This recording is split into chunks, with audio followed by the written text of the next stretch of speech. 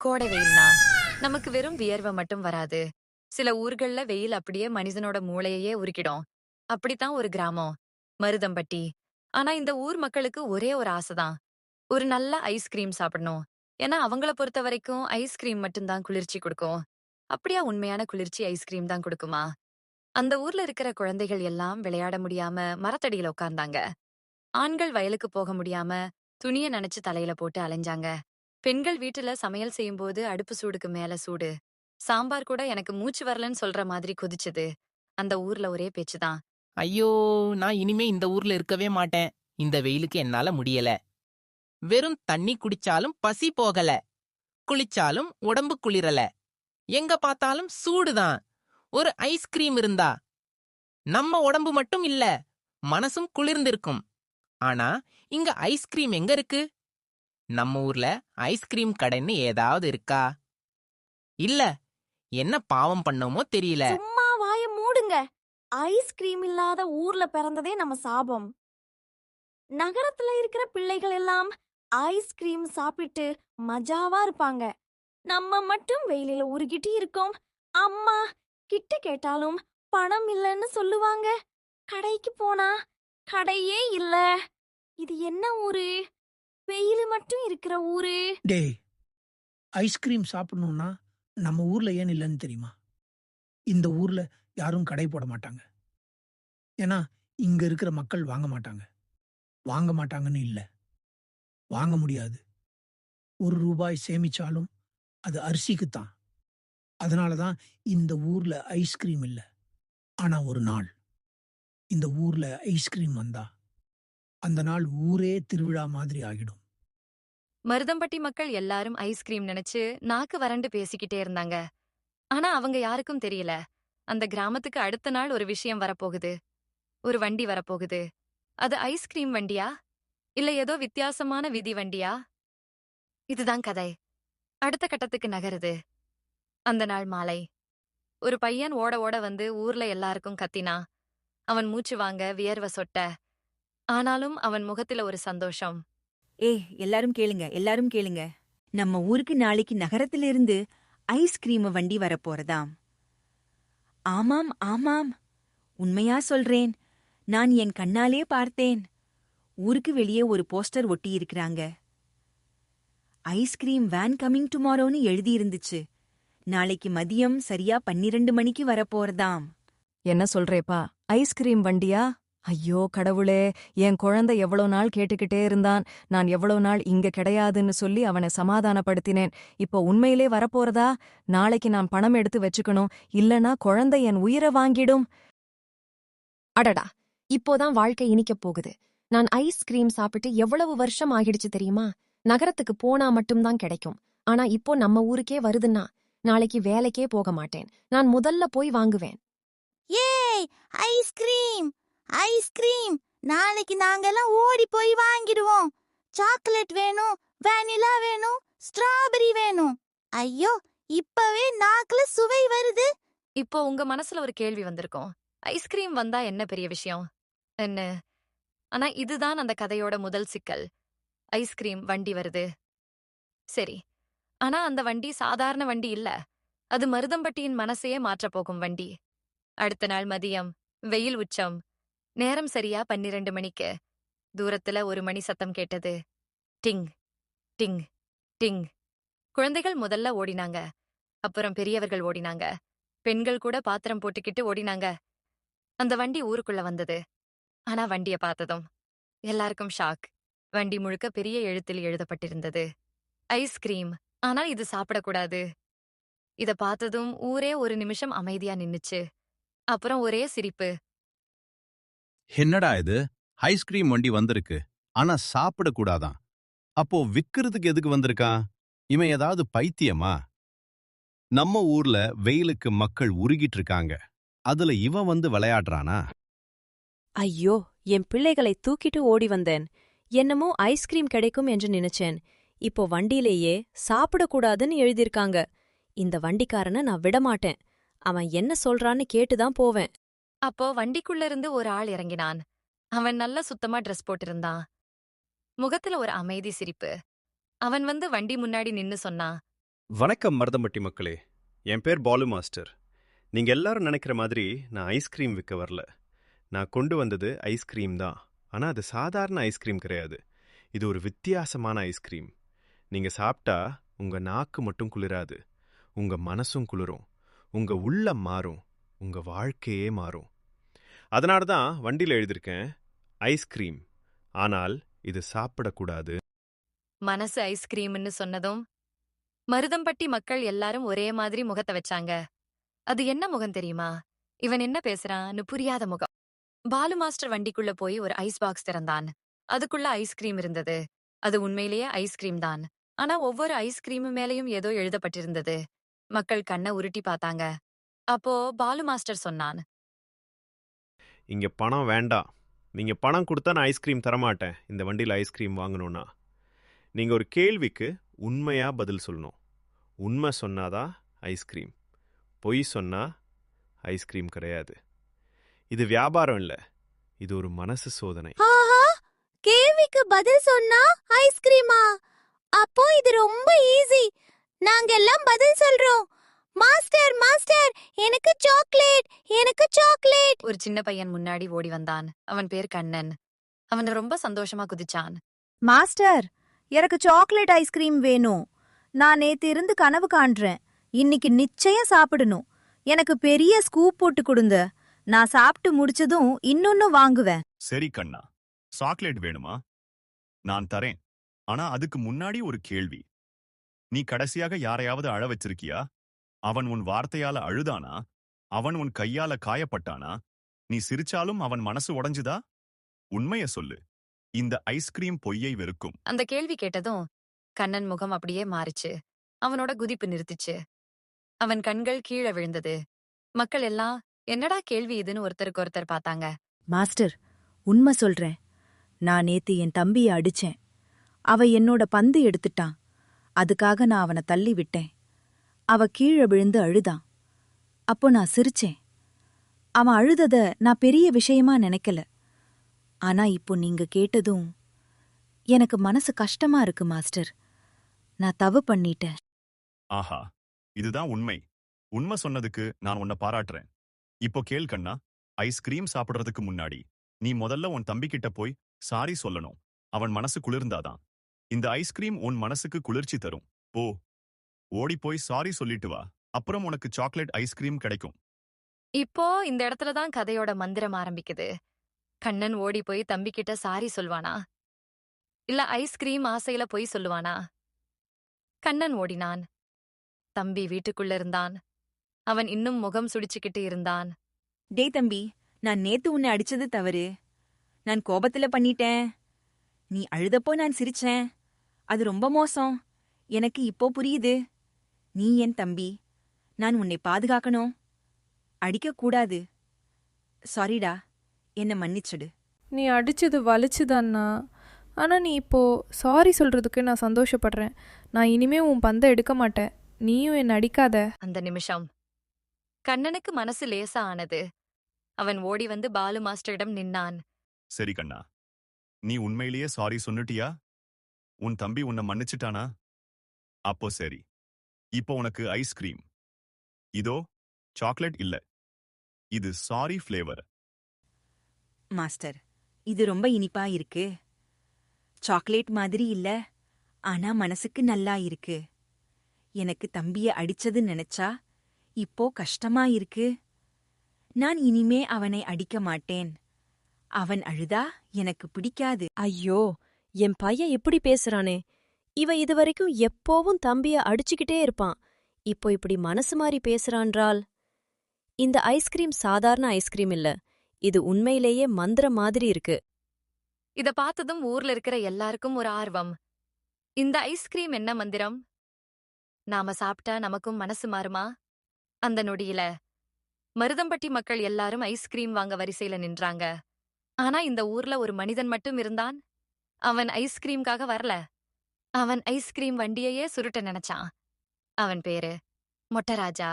ஊர்ல எதுவானாலும் அவன் கண்ணுக்கு பட்டா அது அவனோட கையில போயிடும். ஆஹா, நல்ல பிசினஸ் போல இருக்கே. இந்த வண்டிக்குள்ள ஐஸ்கிரீம் நிறைய இருக்கு. மக்கள் எல்லாம் மடையங்க மாதிரி வரிசையில நிக்கறாங்க. இந்த பாலு மாஸ்டர் என்னமோ கேள்வி கேட்டு ஐஸ்கிரீம் தரான். அதெல்லாம் எனக்கு வேணாம். நான் இந்த வண்டியையே தூக்கிட்டு போயிட்டா. இன்னைக்கு நானே நகரத்துல பெரிய ஆளா ஆகிடுவேன். அப்புறம் இந்த ஊர்ல எல்லாரும் ராஜா மாஸ்டர்னு என்ன கூப்பிடுவாங்க. அவன் ஐஸ்கிரீம் வண்டிய கொண்டு வந்தவன் நான் தான் ஆகிடுவேன். இன்னைக்கு இரவு தான் சரியான நேரம். அப்போ அந்த இரவு வந்துச்சு. மொட்டை ராஜா மெதுவாக வண்டி கிட்ட போனான். வண்டியை இழுக்க ஆரம்பிச்சான். ஆனா வண்டி அசையவே இல்ல. அவன் வியர்த்தான். அவன் பயந்தான். அவன் மீண்டும் முயற்சி பண்ணினான். ஆனா வண்டி அசையவே இல்ல. என்னடா இது? நான் இவ்ளோ பலமா இழுக்கிறேன், அசையிலையே. இந்த வண்டி ரோட்ல ஒட்டிக்கிட்டதா இல்ல இந்த வண்டிக்குள்ள கல் போட்டிருக்காங்களா? எனக்கு தெரியல. ஆனா இத நான் நகர்த்தாம விடமாட்டேன். இன்னொரு தடவை முயற்சி பண்றேன். அவன் இன்னொரு தடவை முயற்சி பண்ணும்போது வண்டி மேல ஒட்டியிருந்த ஒரு காகிதம் கண்ணுக்கு பட்டது. அதுல எழுதப்பட்டிருந்தது, கொள்ளையெடுத்தா இது நகராது. நல்ல மனசு இருந்தாதான் நகரும். என்னடா இது? இது வண்டியா இல்ல மந்திரமா? கொள்ளை எடுத்தா நகராதா? அப்படின்னா இது என்ன? என்ன பார்த்துக்கிட்டே இருக்குதா? இது சாதாரண வண்டி இல்ல போல இருக்கு. அந்த பாலு மாஸ்டர் அவன் யாரோ பெரிய ஆள் போல இருக்கு. சரி, இப்போ நான் ஓடிடுறேன். நாளைக்கு அவன் என்ன கேக்குறான் என்று பாப்போம். அடுத்த நாள் காலை மொட்டை ராஜா வண்டி முன்னாடி வந்து நின்னான். மக்கள் அவனை பார்த்ததும் கிசுகிசுத்தாங்க. இவன் வந்தா ஏதோ பண்ணுவான். அப்போ பாலு மாஸ்டர் வந்து வண்டியை திறந்தார். மாஸ்டர், வணக்கம் மாஸ்டர். நானும் ஐஸ்கிரீம் சாப்பிடணும்னு வந்தேன். நான் ரொம்ப நல்லவ மாஸ்டர். இந்த ஊர்ல நான் எப்போதும் நல்லதுதான் பண்ணுவேன். எனக்கு ஒரு ஐஸ்கிரீம் கொடுங்க. நான் சாப்பிட்டு மனசு குளிரணும் மாஸ்டர். நல்லவனா? சரி, நல்லா இருக்கு. ஒரு கேள்வி கேட்குறேன். நேத்து இரவு நீ என்ன செய்ய வந்த?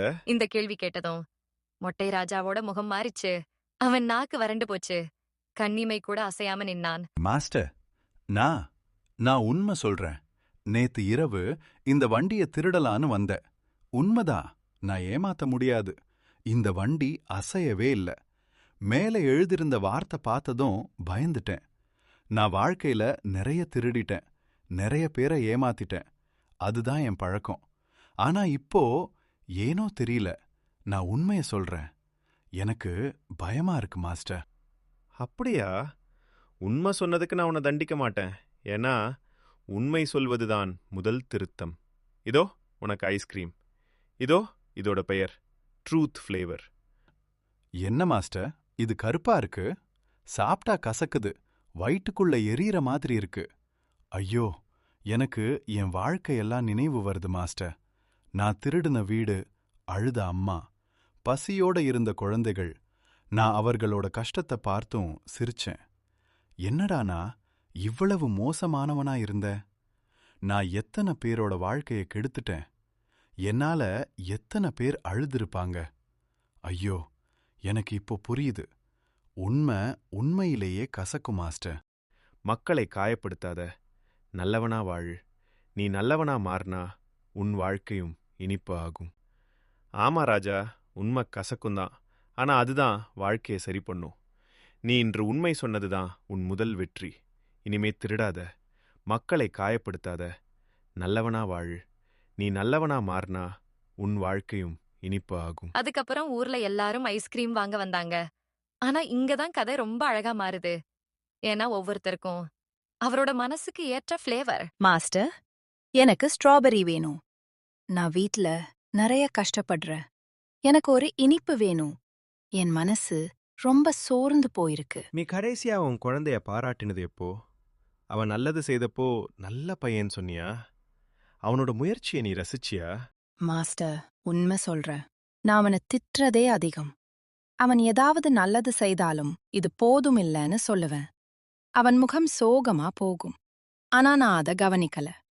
இப்போ நினைச்சா என் பையன் மனசு எவ்வளவு வலிச்சிருக்கும். இதோ உனக்கு ஸ்ட்ராபெரி கிடையாது, உனக்கு கிடைக்கிறது பிரைஸ் ஃப்ளேவர். ஐயோ, இது சாப்பிட்டதும் என் மனசு மாறுது. என் பையன் நினைவு வருது. நான் வீட்டுக்கு போய் அவனை கட்டி பிடிக்கணும். அவன்கிட்ட சொல்லணும், நீ நல்லவன், நீ எனக்கு பெருமைன்னு. அம்மா வீட்டுக்கு ஓடி போனாங்க. மக்கள் எல்லாம் வாயை திறந்து பார்த்தாங்க. இந்த ஐஸ்கிரீம வண்டி ஒரு வண்டி இல்ல, ஒரு மனசு மாற்றும் பள்ளிக்கூடம் மாதிரி இருந்தது. மாஸ்டர், எனக்கு பட்டர்ஸ்காட்ச் வேணும். நான் வயலில் உழைக்கிறேன். என் வாழ்க்கை முழுக்க வியர்வைதான். ஒரு ஐஸ்கிரீம் சாப்பிட்டு குளிர்ச்சி வேணும் மாஸ்டர். நீ கடைசியா உன் மனைவிக்கு நன்றி சொன்னது எப்போ? அவ இல்லனா உன் வீடு நடக்குமா? அவ சமைச்சு தரதையும் உன்னை பாத்துக்கிறதையும் நீ மதிச்சியா? இதோ உனக்கு பட்டர் ஸ்காட்ச் இல்ல, உனக்கு கிடைக்கிறது. Thank you flavour. நான் அவளை எப்போதும் திட்டிட்டே இருக்கேன். அவள் என்ன பண்ணாலும் குறை சொல்வேன். அவள் சிரிக்கவே மாட்டா. எனக்கு அது பழக்கம் ஆகிடுச்சு. ஆனா உண்மை என்னன்னா, அவள் இல்லனா என் வாழ்க்கையே நடக்காது. நான் இதுவரைக்கும் நன்றி சொல்லவே இல்ல. இதோ உனக்கு பட்டர் ஸ்காட்ச் இல்ல, உனக்கு கிடைக்கிறது. Thank you flavour. ஐயோ, என் மனசு திடீர்னு கனமா ஆகிடுச்சு. நான் இப்போவே வீட்டுக்கு போய் என் மனைவிய பார்த்து சொல்லணும், நீ இல்லனா நான் இல்லன்னு. இப்போ கதைக்கு வர்றான். ஒரு சின்ன பையன். அவன் பேர் சூர்யா. அவன ரொம்ப கியூரியஸ். மற்ற குழந்தைகள் ஐஸ்கிரீம் சாப்பிட்டு குதிச்சுக்கிட்டே இருந்தாங்க. ஆனா சூர்யா மட்டும் வண்டிய சுத்தி சுத்தி பார்த்துக்கிட்டே இருந்தான். இந்த வண்டி எப்படி இப்படி செய்கிறதுன்னு அவன் மனசு கேள்வி கேட்டது. இது சாதாரண ஐஸ்கிரீம் வண்டி இல்ல. ஒரு கேள்வி கேட்டா ஐஸ்கிரீம் தர்றாங்க. அது சாப்பிட்டா மனசு மாறுது. மொட்டை ராஜா மாதிரி ஆளே அழுது உட்கார்றான். இதுல ஏதோ ரகசியம் இருக்கு. நான் கண்டுபிடிச்சே ஆகணும். சூர்யா வண்டியின் பின்பக்கம் போனான். அங்க ஒரு சின்ன கதவு. மெதுவா திறந்தான். உள்ள ஒரு சின்ன அறை. அதுக்குள்ள ஒரு பெரிய கண்ணாடி. கண்ணாடி மேல எழுதப்பட்டிருந்தது, இந்த ஐஸ்கிரீம் எல்லாம் இல்ல, உன்னோட மனசுதான் ஃப்ளேவர் உருவாக்குது. என்னது, ஐஸ்கிரீம் இல்லையா? அப்போ எல்லாரும் சாப்பிட்டது என்ன? இது மந்திரமா? இது மனசோட சக்தியா? இந்த வண்டி என்னமோ உலகத்துல இல்லாத விஷயம் செய்யறதே. அப்போ பின்னாடி இருந்து ஒரு குரல். சூர்யா, நீ நல்ல பையன். உனக்கு ஆர்வம் இருக்கு. அதனால தான் நீ இங்க வந்திருக்க. இந்த கண்ணாடி தான் இந்த வண்டியோட ரகசியம். ஐஸ்கிரீம் சாப்பிட்றது முக்கியம் இல்ல, மனசு மாறுறது தான் முக்கியம். இந்த வண்டி ஒரு மிஷன். ஒரு ஊர்ல மனசு கல்லா மாறும்போது இந்த வண்டி அங்க போய் மனிதத்தை திரும்ப கொண்டு வரும். மாஸ்டர், நீங்க யார்? நீங்க எங்கிருந்து வந்தீங்க? எதுக்காக இப்படியெல்லாம் பண்றீங்க? இது பிசினஸ் இல்லைன்னா உங்களுக்கு என்ன லாபம்? நான் இந்த ஊர்ல பிறந்தவன் தான் சூர்யா. நான் இந்த மருதம்பட்டியில தான் வளர்ந்தவன். ஆனா நான் சின்ன வயசுல பசியோட இருந்தேன். நான் சாப்பாடு இல்லாம வாடினேன். அப்போ இந்த ஊர்ல இருந்த பல பேர் என்ன பசிக்காரன்னு கிண்டல் பண்ணாங்க. அந்த நாள்ல நான் முடிவு பண்ணேன், ஒரு நாள் நான் திரும்பி வருவேன். இந்த ஊருக்கு சாப்பாடு மட்டும் இல்ல, நல்ல மனசையும் கொண்டு வருவேன்னு. இன்னைக்கு அந்த நாள் வந்திருக்கு. அடுத்த நாள் காலை மருதம்பட்டி மக்கள் எல்லாம் ஓடி வந்தாங்க.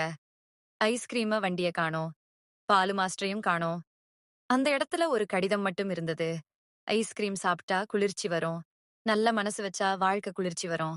இனிமே உங்களோட ஊர்ல ஐஸ்கிரீம் கடை தேவையில்ல. ஏன்னா உங்க மனசே நல்லா மாறிடுச்சு. அவர் போயிட்டாரா?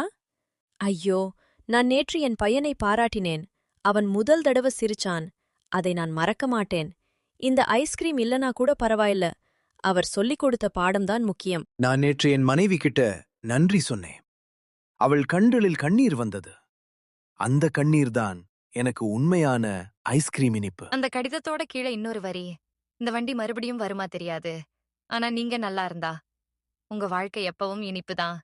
அந்த நேரம் சூர்யா மெதுவா சிரிச்சான். அவன் பாக்கெட்ல ஒரு ஐஸ்கிரீம் ஸ்டிக் இருந்தது. அதை எடுத்து பார்த்தான். அதுல எழுதப்பட்டிருந்தது, நெக்ஸ்ட் மாஸ்டர் சூர்யா. என்னது, நான் தான் நெக்ஸ்ட் மாஸ்டரா? அப்போ இந்த வண்டி ஒரு பிசினஸ் இல்ல, இது ஒரு மிஷன். இந்த ஊர்ல மட்டும் இல்ல, வேறு ஊர்களுக்கும் இது போகணும். மனசு கல்லா இருக்கிற இடத்துக்கு மனசு இனிப்பா ஆகணும். அப்படின்னா இது இனிமே ஏன் பொறுப்பு. நம்ம ஊர்ல ஐஸ்கிரீம் இல்லைன்னு கவலைப்படாதீங்க. ஐஸ்கிரீம் ஒரு நிமிஷம் இனிப்பு தரும். ஆனா நல்ல மனசு இருந்தா வாழ்க்கையே இனிப்பு தரும். நம்ம ஊர்ல இனிமே யாரையும் அழ வைக்காதீங்க, யாரையும் காயப்படுத்தாதீங்க. உண்மை பேசுங்க, நன்றி சொல்லுங்க, பாராட்டுங்க. அப்படி இருந்தா நம்ம வாழ்க்கையே ஐஸ்கிரீம் மாதிரி இனிக்கும். சூர்யா. அந்த நாள் முதல் மருதம்பட்டி கிராமத்தில் சண்டை குறைஞ்சது. மனசு மென்மையாச்சு. மனிதம் அதிகமாச்சு. ஐஸ்கிரீம் வண்டி போனாலும் அது விட்டுச் சென்ற இனிப்பு மனசு மட்டும் ஊர்ல தங்கி போச்சு. உண்மையான ஐஸ்கிரீம் என்பது நாக்குக்கு அல்ல, மனசுக்கு.